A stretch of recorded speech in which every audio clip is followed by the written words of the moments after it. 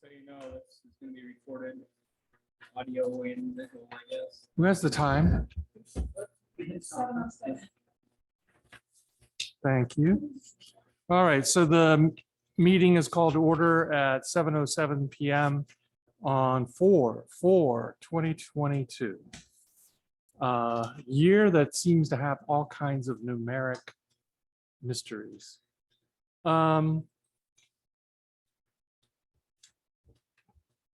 Tonight, our agenda is brief. We have introduction of the committee members, the commission members, and public comment, and no permits. And I'll start with Ken for introductions. Ken Carter. Ken Carter. And I'm Bill Irwin. Nikki Cribb. Tammy Brennan. And we have one guest, if you would mind. And I'm Linda McCall. Great. Thanks, Linda. So we are here tonight, again, without any permit or other hearings required. And so we're hearing public comment as well as what that stimulates. So you have the floor.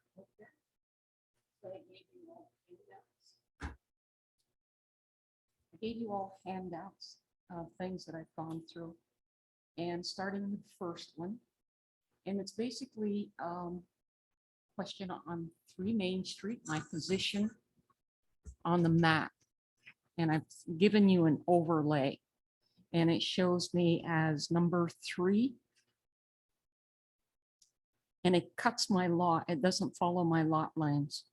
What it does is it cuts me right to the east of my driveway in the back, excludes the garage, and basically follows the dog's fenced-in area. Is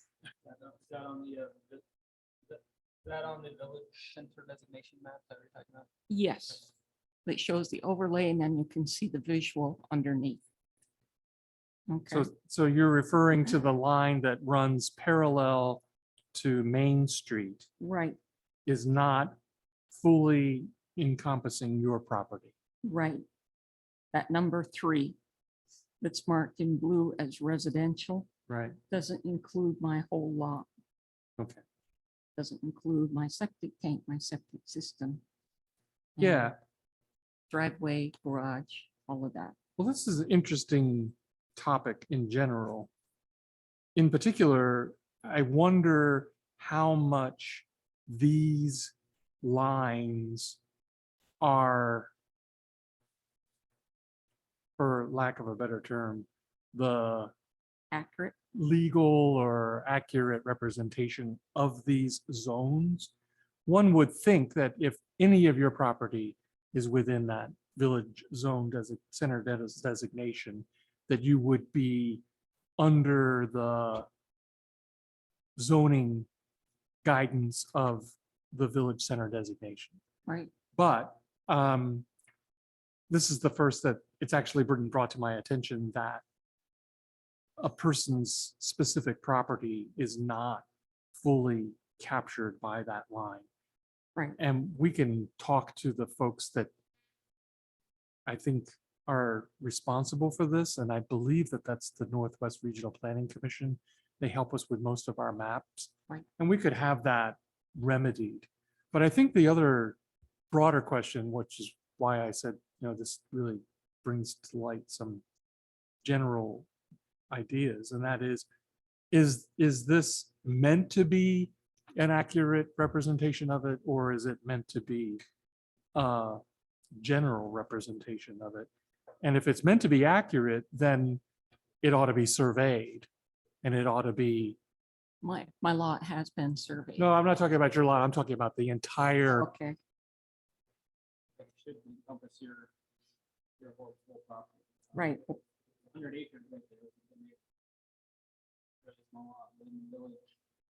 So you look at number 8, my neighbor across Route 36 Mhm, takes in his full lot. right.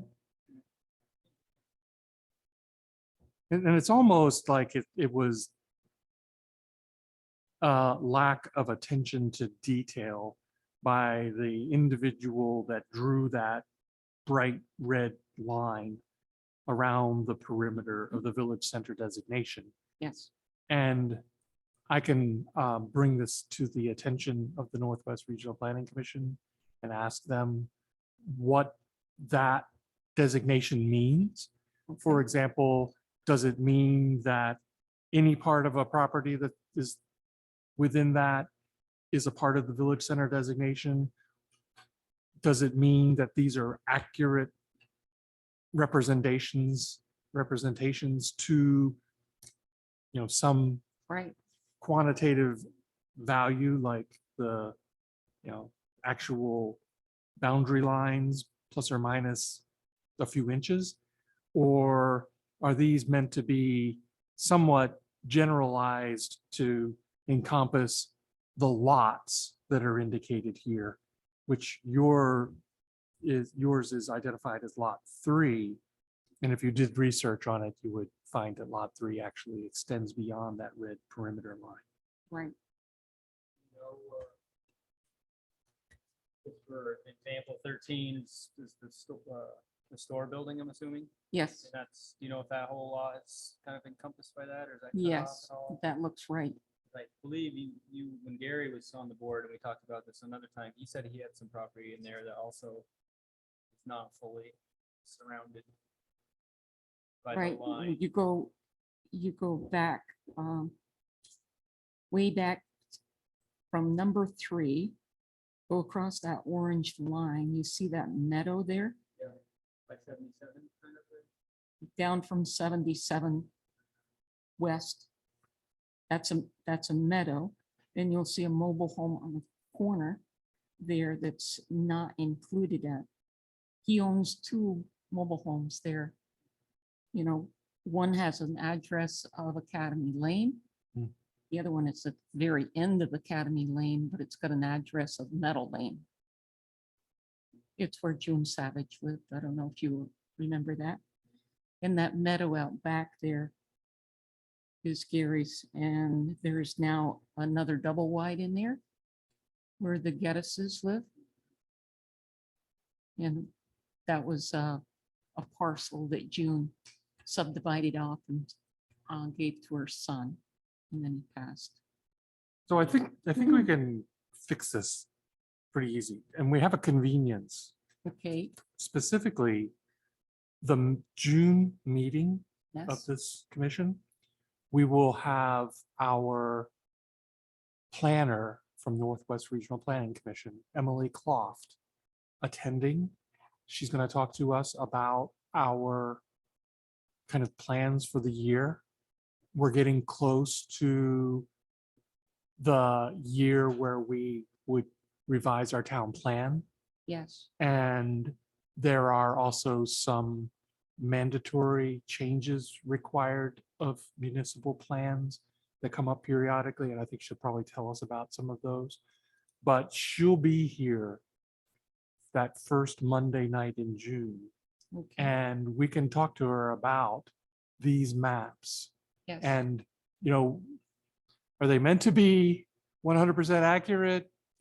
Because just getting a look at them, I feel like somebody was not really right, taking the diligence that a surveyor would to lay those boundaries out with properties, which I think could be done and maybe is even actually done on higher resolution maps, maybe bigger ones. So that question, we can ask her directly and we can get that remedied. But I think it's also, again, as I mentioned before, kind of a general question. What are these boundaries really? right. Yeah. And then while she's here, you can also go over the fact that I know when Nancy came up with a historic district, when she was on the regional planning, Yeah. there was questions then, and she said, we'll take care of it later.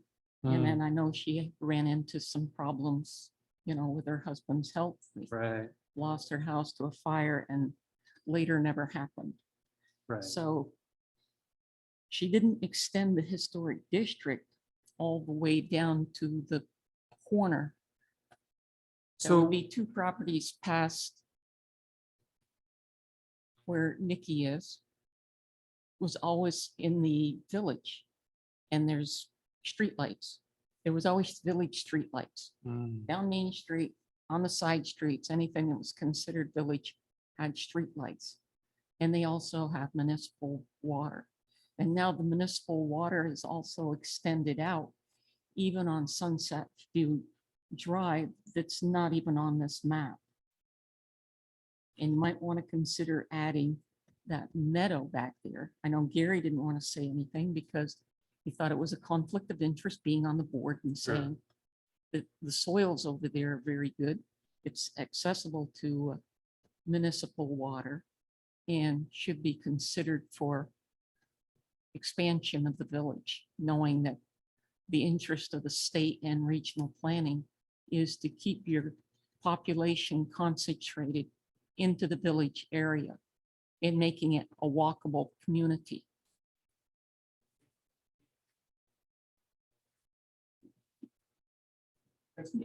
Yes, something to discuss in June. yeah, this is at least the second time I've heard about the southern boundary of the village center district not being accurate, Right, and that it was meant to go further south. And we need to find out what it takes to make that what we want it to be. And what's unfortunate about some of these things that happened in the past Yeah. is trying to find out what, yes, that's why I People- brought the Beers map for you, because that has some of the older buildings. I don't know when Mickey's house was built, but the parsonage was built in the 1800s. And I'm sure your house was 1850. 1850. Before your house? Yes. And I'm sure Chris Beaudry's the next house down. It's an old house too. And the house right there on the little knoll is also an old house. right? So, Makes them eligible for grants and Hmm. assistance with maintaining the historic look of the village. mhm. And so it's important to include them. Moving right along to number 3. Another yes. And just to extend, and it was also, I don't know if any of you live close enough to the village so that you heard gunfire and a little cannon boom. I heard the This cannon weekend? boom. That's pretty Okay, and there was unusual. gunfire too. And that was happening over on Egypt Road. Do you know the old Manette House over there? Is it the one on the corner? No, go past Robert Willie's house, Hmm, Lyle Willie's driveway. Little house on the left-hand side, hmm, sold last year, the year before. They had a group of people there doing target practice in the Hmm. backyard. hmm. We have a person in the village that the Vietnam vet has PTSD, moved to the village because he was near a firing range where he was at, and I just felt bad for him because it was automatic rifle fire and that cannon. And you don't know, stray shots would line up with a ball field. I don't get it, but people do that stuff. Do And that stuff, and we don't have any ordinance for discharging guns in the village district. okay, good. Okay, Appreciate you bringing that up. then moving right along, number 3. I sat in as a substitute on a zoning situation down on Old Boston Post Road out from 108. And when I was doing that, I noticed that on Rose Allen's side of the house, that meadow behind her is zone 25 acre conservation district. And the land across the road from her, to the west side is wetland, but that's zoned rural, 10-acre zoning. And I just thought that was odd. I didn't know if it was personal. It looked Yeah, I don't, way back when. yeah, I think when we did that. 108 line on that side. Shows 108 as the line on that side. There was no. Yep. Yep. Okay, because the land on the west side of the road does show all these little feeler streams, that makes it wetland. Is that Jarvis land or? I don't know who it is. Dave lives in the house there, but I don't know. I don't think they, see that thing.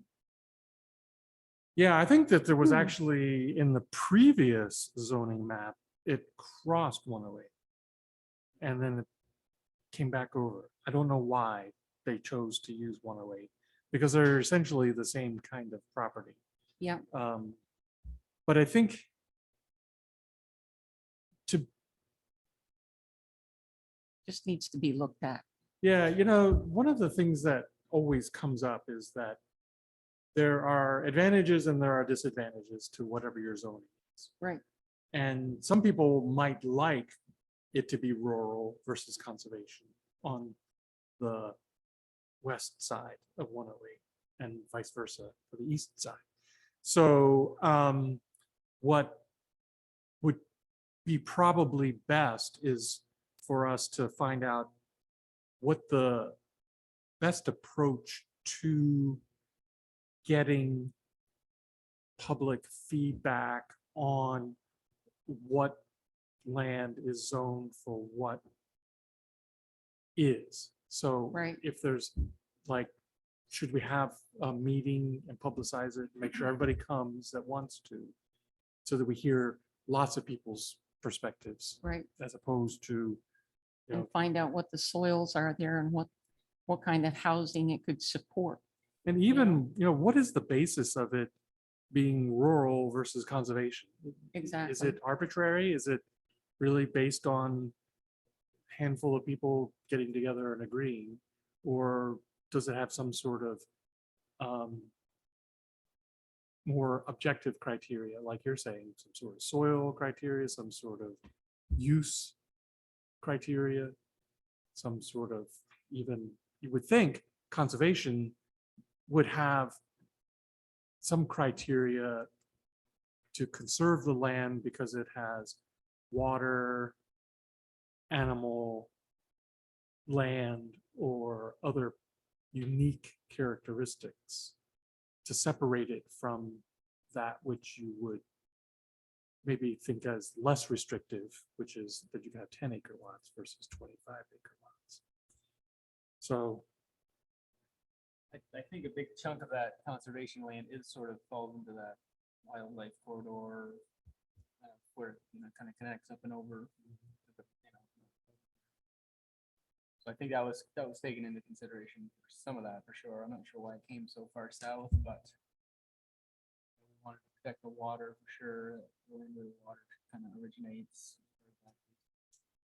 And when we were doing this the last town plan, I mean, the public was sort of notified as however we do it back then. I think we maybe even sent out a mailing during that time.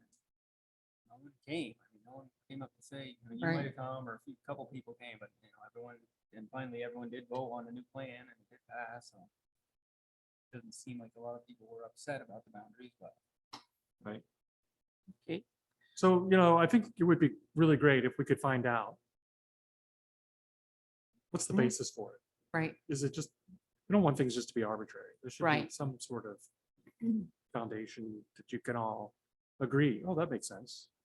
And if it is protection of water or other resources, seems like the west side of 108 has just as much as the east side of 108. I meant like the town water sort of originates. With Right, the aquifers. right. Right. So I don't know who has that information, but we'll start to talk about that. Okay, This is going to be kind of a long process. It's, when I understand. say long, it's not like decades, but a year long or so process to gather information. And so you're kind of starting it for us, which is nice. Okay. And then when we talk about the high density areas, you know, the south end of Main Street. And with this V-Tran project last year, I butted heads several times with the engineer on that project. And people on, I know some people on the south end of Main Street felt that the reason they didn't get sidewalks on their end of the street was because it was zoned high density. I don't know that that was the case, but I do know that the engineer had some bad information about the soils in Bakersfield and said the reason that they had to do so much stormwater drainage was because the soils were bad. And so they dug ditches along South Main Street on both sides, I think, which makes it difficult for people. I notice now when I see people walking up street with their kids, a stroller, dogs, they're in the road, basically, and it's not safe. And the sidewalk in front of my house comes out on the Route 36 and stops. There's not a crosswalk there. There's curbing on the other side that puts them back out into the road. They've done a wonderful job protecting the telephone poles. But as far as protecting, you know, pedestrians, bicyclists and all that, not so good. And the sidewalk on the north end of town, on the east side of the road, there's no protective buffer between the road and the sidewalk. And talking to an individual, an elderly lady that lives on the other side of town, on the north end, who walks the sidewalks a lot, was saying, one, they raised the level of the sidewalks so that every time it goes into a driveway, you got a dip. So it's wonderful for the skateboarders. They love it. But for elderly people, it throws them off balance when they're walking along, then they got a dip up and down. And it's so close to the edge of the road that when the snowplow goes down through, you know, Mark may have already been down through and cleared the sidewalk. Then you get the snowplow comes through and it throws all that slush up into the sidewalk. So she was saying that she was still walking in the road because the sidewalk was full of frozen lumps of snow and stuff. And, but if you have better luck talking to V-Tran than I do, good luck. Yeah, and some of those thoughts ought to be shared with the select board Yes, and the road and what you might call the town crew that takes care of kind of the public services. they do a good job keeping those sidewalks clean, but they never know when the state truck's gonna come through I see. and So, throw that stuff right up onto the sidewalk. Because it's so close to the edge of the road. I don't know who was in charge of designing that project. I mean, it seems like, I don't remember the town having any much of a say in it, if they had any, but They did, but it went on for a long period of time. remember when they originally were talking about the sidewalks, my kids were in first grade, I think then, so it was way back, but Yes, I was still a part of that project when this finally came up, yeah, because I think back then they did stop the sidewalks where they ended up stopping them. It seemed logical to go for, you know, further south. Yeah. I had a difficult time with them in front of my house because it went from being level, you know, from the road to the sidewalk and into my sidewalks to they dipped the road and then they put the curbing in. And I had to have them come back and say, I need an ADA compliant access. And they said, well, we were trying to match the curbing with the opposite side of the road. I said, there's no house on the opposite side of the road that needs access, you know? And so now I've got a dip that goes down and the sidewalk along the front, they put at a higher level. So the first sidewalk coming in to my sidewalk is at a slope. So this winter, you get rain, you get thaws, all that water drained at the base of that, so I had ice or water, so you had to walk around. It didn't make me happy. Okay, moving right along on page 30 of the town plan. There's a statement in there talking about the Maple Grove Cemetery, and it does not identify the park as really being a park. It says Maple Grove Cemetery and Parks, 5-acre parcel burying ground. So it gives a lot of people the impression that when Maple Grove Cemetery runs out of land down here, that they can start using the village common for burial ground. If you go back and look at the deed, when Joseph Baker gave that property to the town, it was for burial ground and for a village common. The village common being up front. In the deed, it doesn't designate how many acres or what, but the old map showing the plots for the cemetery does not have the village common broke up in plots. It's only the cemetery. And there was supposed to have been a fence back then built between the common and the cemetery. So it adds to a lot of the confusion that people already have about that. Yeah, and I guess when we do the town plan this next time, perhaps we should have people who know what is what come in and talk about it. Yes. Because I've heard actually that they're not going to use the green space in front of the last line of the current front row of graves, Right. that they're going to go to the ball field across Route 36 next. The ball field doesn't belong to the cemetery. And that is part of the property that was given by Barnes to the Bakersfield for school purposes. So that was always part of the playground for the common school.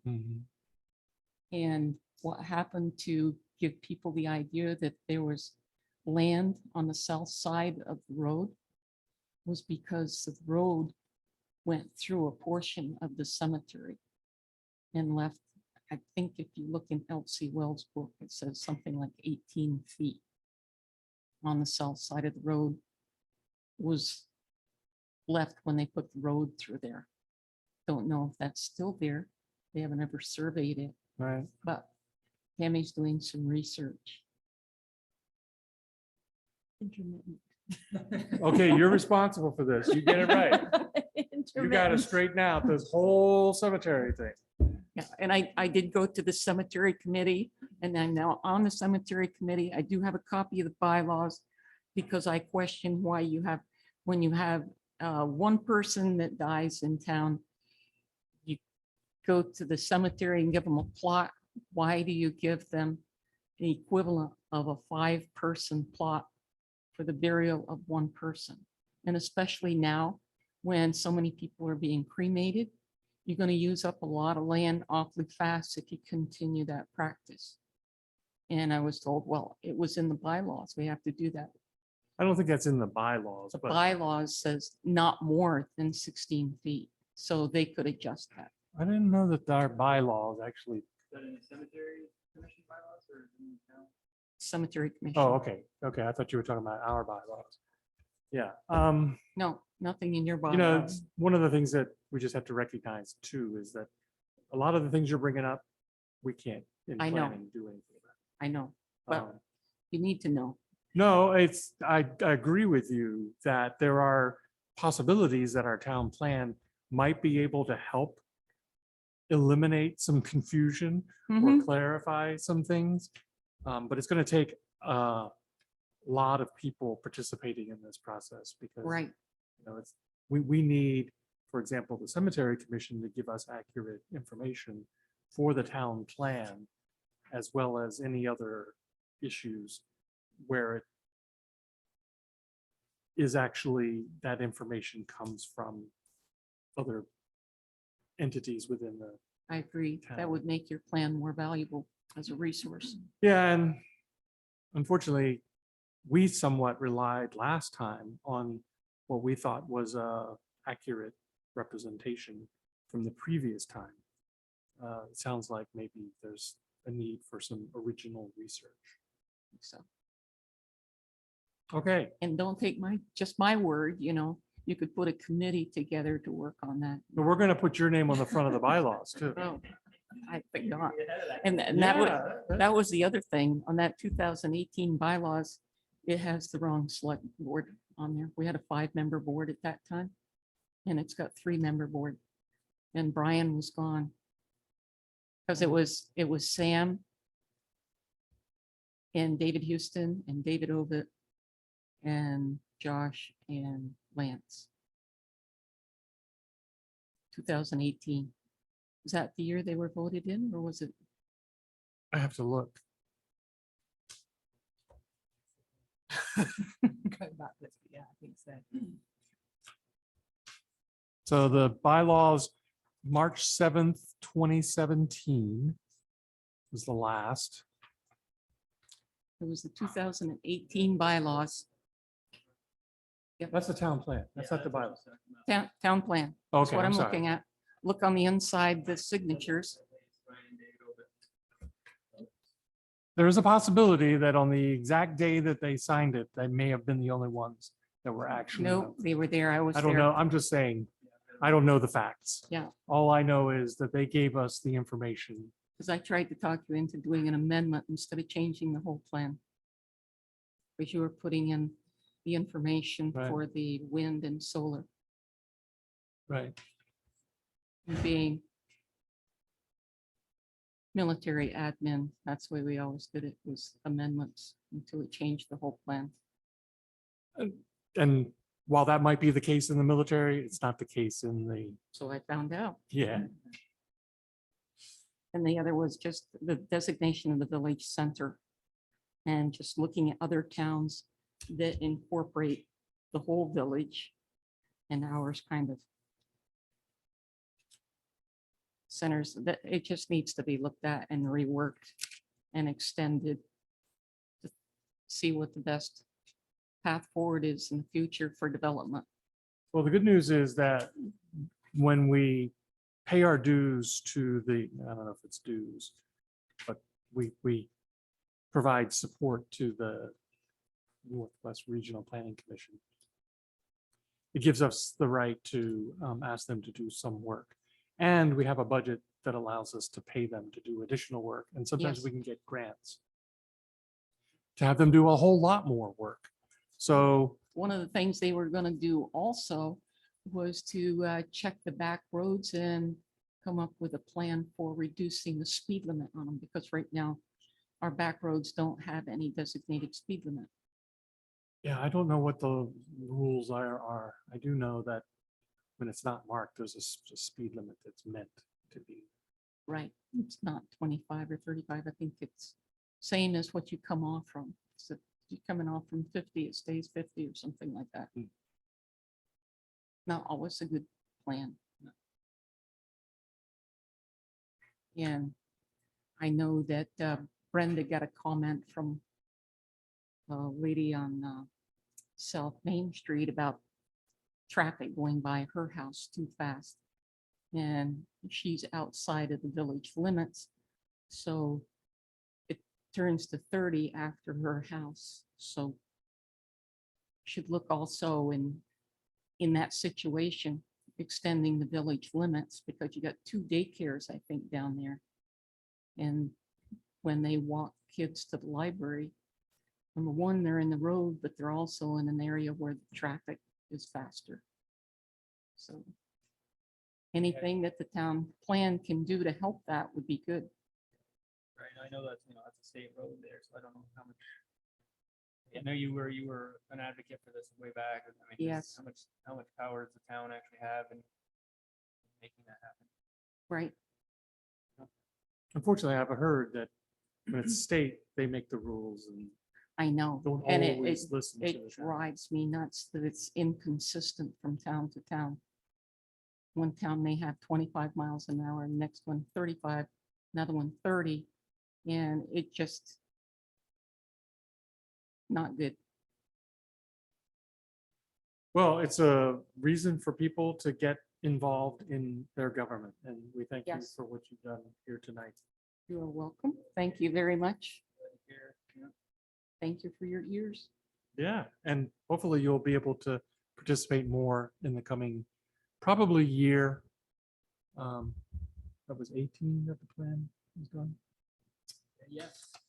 So we're supposed to do it every 7 years. We may Mhm. do it sooner if there are specific changes that we must make. And we'll find And out might about have that. more time now than later. Thanks to COVID and post-COVID. Okay, Lot less subdivisions in the last couple of years. Seems like, real estate's going crazy. it is. And hasn't really, we haven't seen more subdivision applications. No, Okay, thank you very much. you're welcome. Thanks for your time. Okay, so next thing I wanted to talk about is to welcome you and ask you if you've gotten any information from anybody about where to start, what to think about, what to. So I have the same two books that you have, the plan, town plan and the zoning and zoning, which I Memorized them all. memorized, read cover to cover. I had a question about the, Tammy sort of addressed it before we started the meeting, but the numbers that we have are from 2005, all that data. So family size and median income. all that, I was just wondering, how does that get updated? and where? Yeah, unfortunately, not everything changes as often as we might like. Yeah. For example, census data is only every 10 years. But there is some data that changes more frequently. And the Northwest Regional Planning Commission has access to data that is as contemporary as it can get.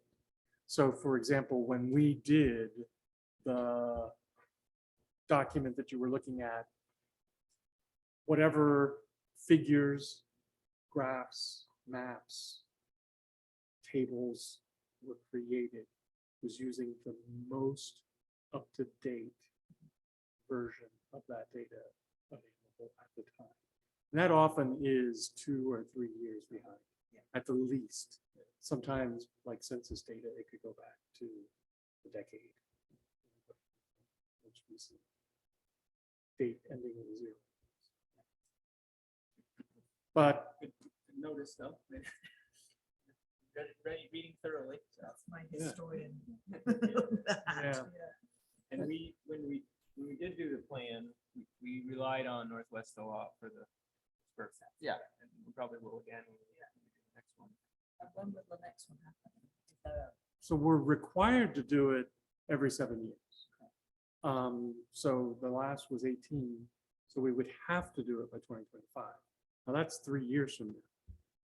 The other reason that we've amended it or revised it, I guess is the better way to say it, because you don't really amend it, you revise the whole thing, was based on a lot of changes occurring at the state level that were essentially, we thought at that time, critical to the town's business. Specifically, at the time, there were certain plans for energy projects that if you didn't put a chapter on energy in your plan, the Public Utilities Commission wouldn't grant you any essentially rights, say, about where these projects would go. So we felt we had to address that. So we actually did the last town plan earlier than we normally would. that's what I'm thinking that Emily Clough from Northwest Regional Planning Commission might tell us, is if there are certain things that are in the legislature that we are likely to have to address. And either we amend the plan by adding a chapter, which I think, or you revise it altogether by amending, adding some chapters, but also by going through the whole thing. Now, We have to do the same with flood. Yeah. There was some flood mitigation. resiliency or plan or whatever. something like that. And there was another one, economic development. So there were like 3 chapters we needed to change. So that's why we decided to make a complete revision. The other thing that's come to light with this conversation tonight is that we need somebody to help us with historical research. The 5 of us working part-times on Sundays. Special things. Yeah. Working part-times on Monday nights at 7. We can't do the research that's necessary to verify that everything that we're provided in a record is accurate. It takes a lot of diligence and time. And I feel like, It's hard to get people to do it, essentially. I mean, it's hard enough to get people to be on the planning commission. You need people like Linda that are, they, that kind of stuff. Know some of that stuff already. one of the other things that happens is that you get somebody that's really active, like her, Linda, and that's great. But is she representative of the whole town? You know, she Well, and has, said that. right, she has personal preferences based on where she lives, but they may be totally different from somebody down the street. But if they don't get as involved as she does, we're not hearing all those different sides. So it's really hard for us to act without somebody doing a whole lot of work for us. And I think that might be something that we take a look at, is that when we do revise this plan, we may want to pay somebody to do the research that's necessary. You know, could be a student at the university, hire them to go through the deeds to find out, you know, are these maps that are drawn, are they following the boundary lines? Or did somebody just take a magic It marker? sounds like and- that could open up a right. can of worms. Well, yeah, and it can, It still needs I to mean, be you'd done. almost need a surveyor. right. And, That and, detail. oh, and we have heard some discussions here where even if you have a surveyor, there's still disagreement about what the findings mean. Well, I know that we did have those tax maps made up there when, years ago now, and I know, they're really accurate to people's boundaries. So I think when we did the maps, we should have followed property lines. It seems like, I don't know why you would cut across. Yeah. Property, you know, just follow the property lines and make it some 100 feet from the other. Look at that map she gave, it's just sort of a wiggle line there. You don't really assume it's following the property line. So I guess the reason I'm kind of talking about all this in generalities is that we've got 2 months to think about questions that we should ask a professional. We have a professional coming here from Northwest Regional Planning. That's her job. She works 48 hours plus a week planning. And she does this in all of the towns in the region. And we don't have that kind of expertise here. So we should think about the kind of questions we want to ask. Like, to me, the simplest one is, what's the basis of these maps? Are they based on like surveyors' work? Or are they somebody somewhat arbitrarily drawing lines? And second, what is required in order to change them?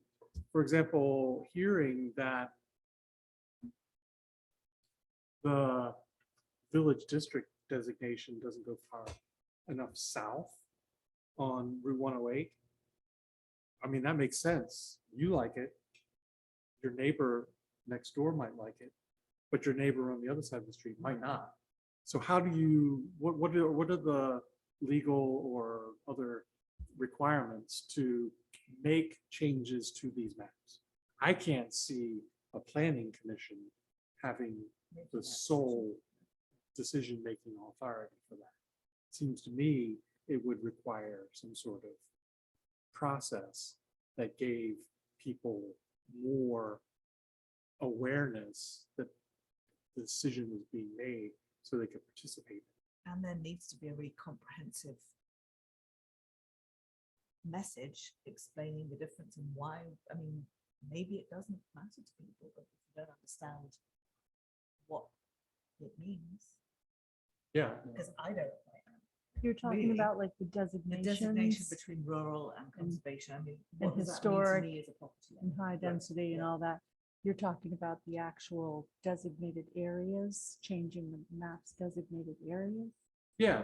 I mean, I think the one that's easiest for us all to understand is the one that she brought up tonight. On the current maps, on the east side of Route 108, you can see it on this map here, it's all green conservation, which means you can't subdivide smaller than 25 acres. You go across the street to land that looks very similar, that there it's zoned rural, and there you could subdivide to 10 acres, which means you could have higher density on one side of the road and lower density on the other side of the road. Why? What's the basis for it? I mean, to me, I can kind of make some sense out of it, but I'd like to know, is there, We get into that even closer to the village too, because at one point it's quarter acre zoning and then Right. it's 1 acre zoning, you know, right up Right. the line that divides it. And Quarter acre zoning is because of the municipal water, right? 'Cause you Well, wouldn't we need to made that have- district, you know, kind of, we changed that from, I can't remember what it was before, but we turned it into a high density district so that we wanted to kind of promote development. closer to town. Like you, like on a quarter acre, you wouldn't have room to put in a septic and a well if you didn't have public water. Right, yeah, You know, the depends on distances- that for sure, yeah. you have to put in septic, because Septic that's all you that's can, but yeah, available. but But yeah, they, water- it's just the distance apart. Yeah, and a part of it is, as Ken is describing, is there's a goal. Somebody has a goal, which is we want to have more people concentrated in the village so that it has a certain feel, that maybe people walk from the library to the school to the store.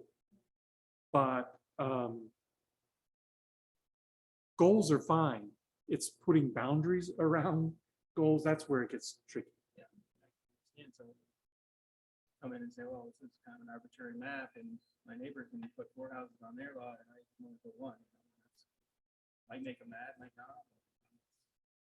Eventually you have to- Right, I mean, Right. a lot of times it just does come down to, well, that's what we decided on, and, you know, you're, you're allowed to say, you know, you can come and say, and you get voted down, you know, but at some point, we had to decide where the line. It's sort of a weird shape when you look at it.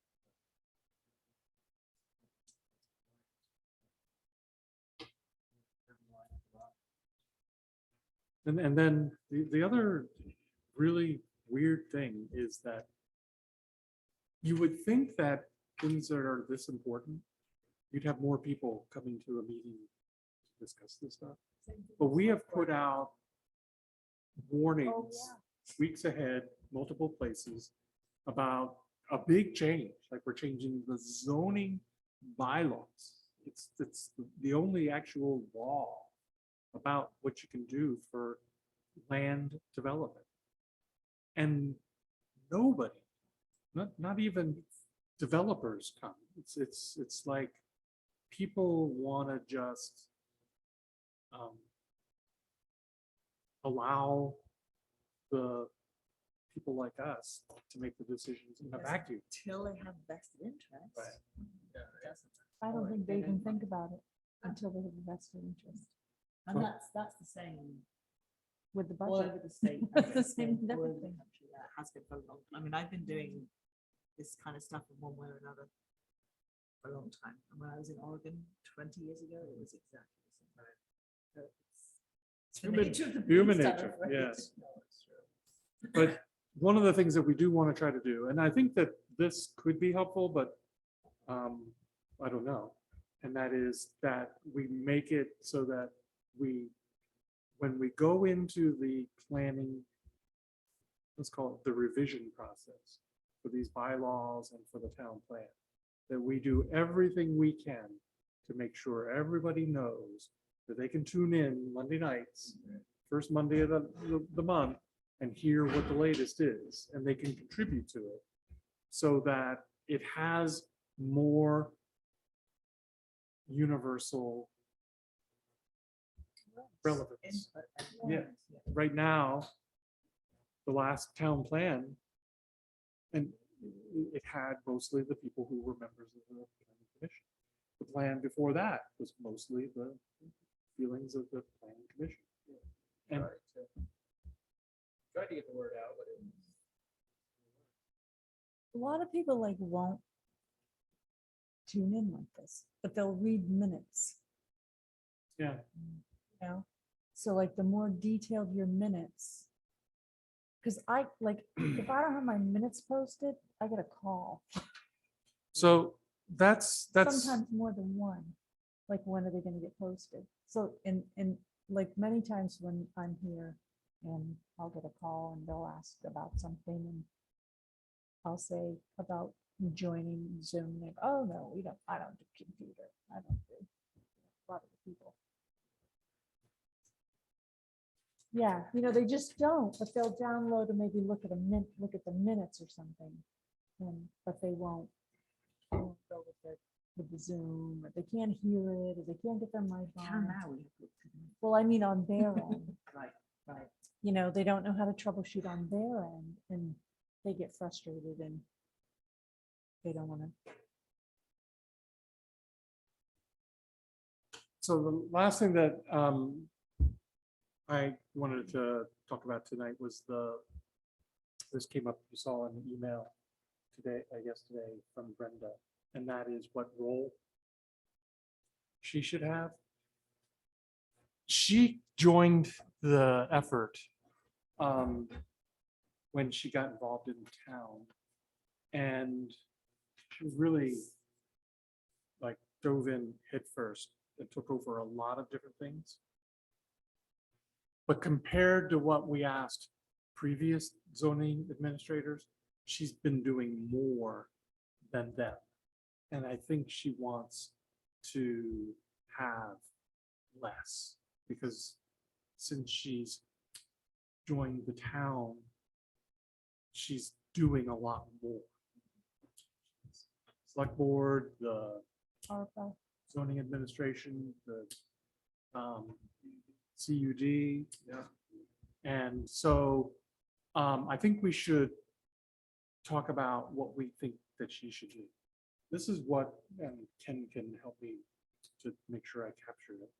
What we used to have help with is the stuff that he and I can't do, which is to get things posted on the town webpage and on the doors of places where notice is supposed to get. We do the minutes, we do the files, we do the agendas, and I don't think that really we have to ask her to do any of that. She was thinking of doing, actually, she was trying to do all that, and I think we should just say, hey, we'll take care of that. But what we'd like her to do is the zoning administrator path to us. What that means is when we get a hearing, it's because somebody's come to her for a permit to subdivide, to have some sort of zoning issue brought before us and, or permitting issue brought before us. And she notifies all the abutters. She takes care of the fee collection, the paperwork, and then we have the hearing. And then we give her the results of the hearing, which is the decision, and then any records, and then we make some signatures on plats. Does that seem? Yeah, reasonable? if she's willing, I would like her to continue. I can do that. Oh, yeah, you live in town I too, could right? easily do that. Okay. Post it to the website and post it to the 3 places around town where I put the select board. meeting. So- That would be easy. So one, that's good. So posting, we could say 10. for sure. Now, You just send me like an.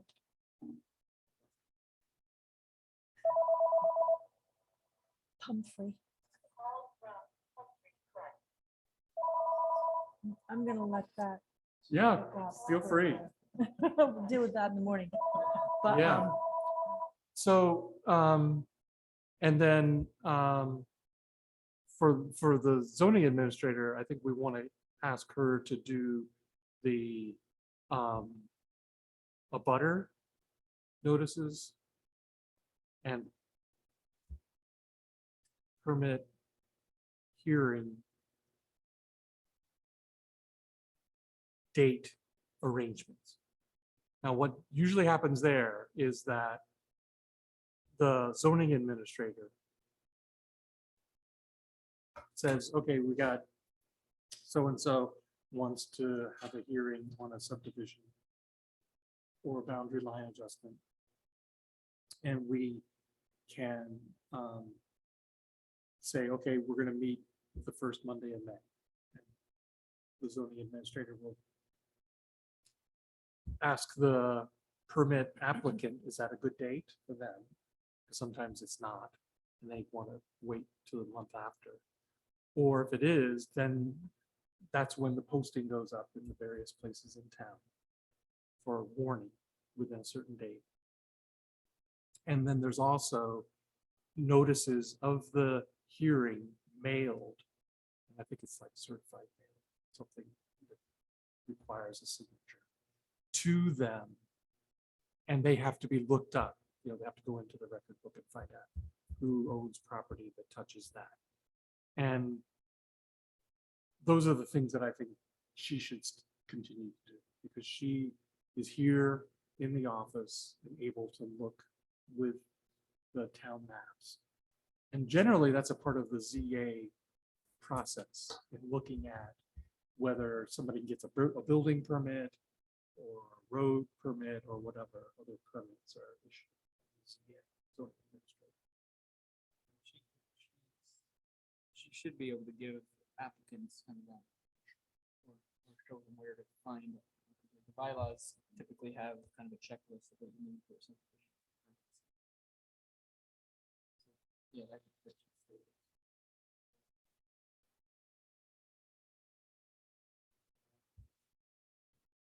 it seems like maybe a good thing for us to do is we can even like write it out, but we'd like her to do, and then next time we get together. This is what we think. She's been coming to most of the meetings. Yeah. It's She good. would have been here tonight, but Right. she had a tooth. So it's good. So I mean, in- that's one thing we weren't having from the last negotiations.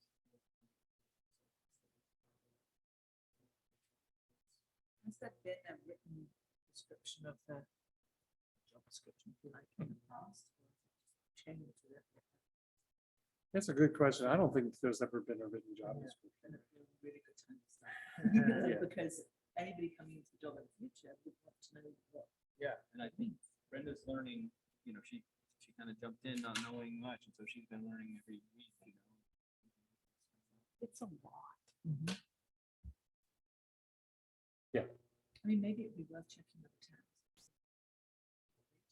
Is there a boilerplate out Well- there, or at least give us some direction?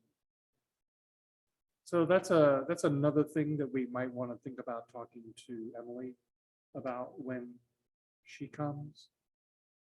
I'll have to say your question about what do other zoning administrators do reminds me of the question of, we've always talked about whether this would be a planning commission or a design review. And we may want to have that conversation again. Since we've got folks A lot here. of towns have their design review board. Along with the planning commission, instead of the zoning.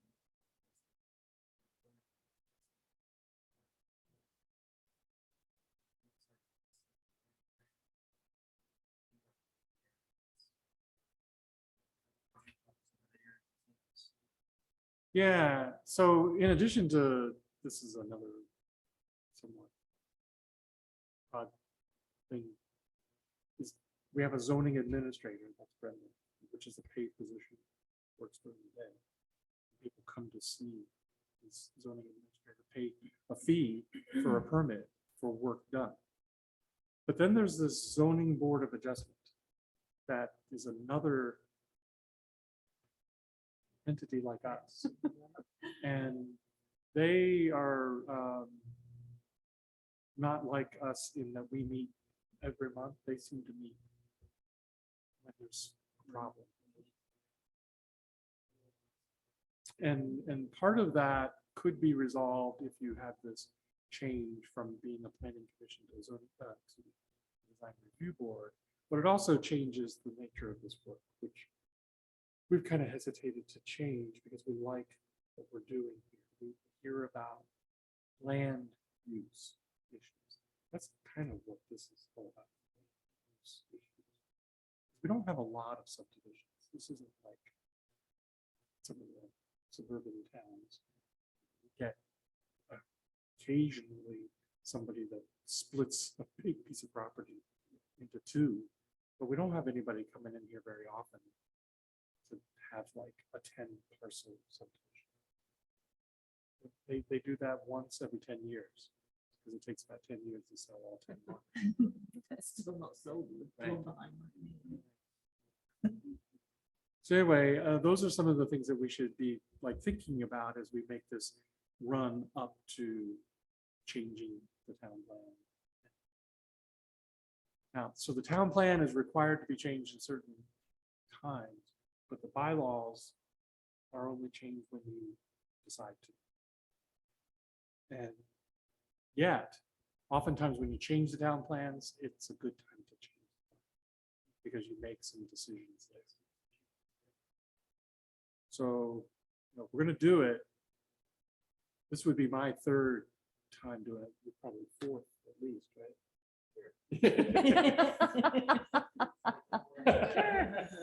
Maybe it's more, but it's pretty exhausting. It's very good for learning. So you got new people, boy, it's a great way to learn.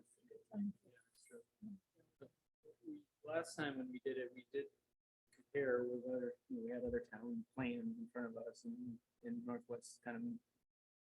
They know, they know pretty much that's their job to know. All this stuff.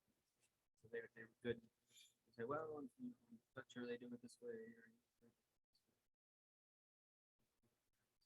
choose if they're asked that, why is that, why would that be good for Bakersfield or not so good for Bakersfield?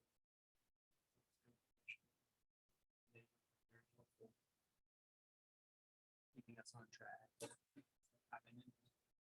They were in it for money.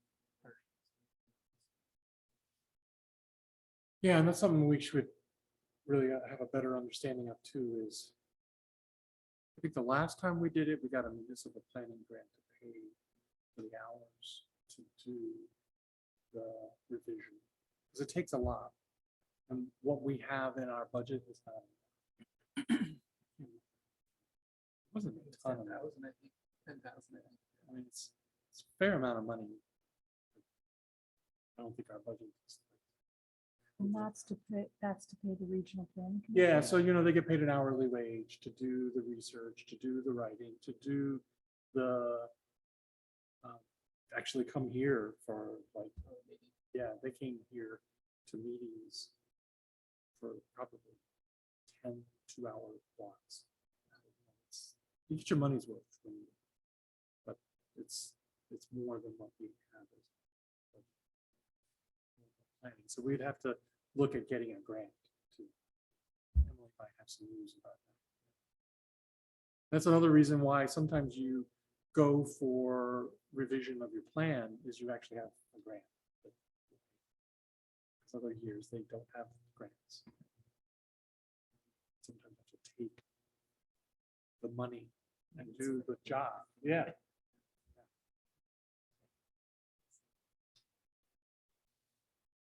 So welcome. Thanks for joining the group. And you're on the right track to read those two documents. And then when you come, just ask us any questions you have. The real learning comes from just hearing. Be able to put that information. But I'll say the real learning isn't happening a whole lot. Slow, yeah, it's slow. We get, 12 months a year we meet. We might have 4 months where we hear a permit. It's a pretty low, like this. We haven't heard a permits for a while now. I can't remember the last. The Cassell property. Abby. Yeah, yeah. But that was in the fall. She definitely lived there. Country adjustment So it doesn't happen very often. and then be your subdivision. That was straightforward. Since we have pretty good bylaws now, most people know, like, they get a surveyor, and the surveyor sort of knows across. What they have to have in the match when they come in, and the surveyor actually comes in. That the business comes in and, talks through what they're doing, and if it's a couple of basic questions, whether. Yeah, it is. Yeah. Actually, the best thing for us is a good surveyor. Yeah. When they permit applicant hires a good surveyor, it makes our job easy. In fact, sometimes I remember we would have 3 meetings with an applicant. Sketch, preliminary, and plot. Now the surveyors have it all done so that we get everything done in the first meeting rather than 3 different meetings. So, well, Streamlined. it's smart. But some things are much more complicated. Like you might remember the subdivision down here by the fire station. That created all kinds of hoo-ha. And so you had lots of different meetings because a lot of questions about whether that land should be subdivided to make housing for the school. Of course, we changed all that because the fire department jumped in. They were trying to subdivide in front of the school. Yeah, you know where the fire department is? Mhm. So the The new fire fire station owns the green that goes up to the actual maples in front of Brigham. That whole 4-acre lot that the fire department now owns was going to be subdivided into Residential. I think it was two places.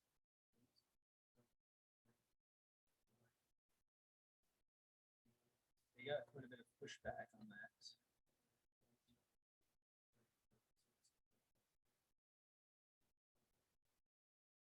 I think that Brigham residence is hoping to use that fire department land for septic leach field. So now that could be a big thing for us in the future, is the Brigham Academy, whatever happens there. I don't know. But it's going to probably be multiple entities negotiating about what they're going to do there. Because I know the school has needs for more septic and parking. The academy needs new septic and parking. And the fire department has the land. So the 3 are likely to. And when you do that, it's typically going to be some sort of exchange of property or allowance for use. That could be a little. Yeah, I hope something does happen before the building falls down. Yeah, me too. Real sad to see that collapse. Yeah, I live there someday. One of their little apartments.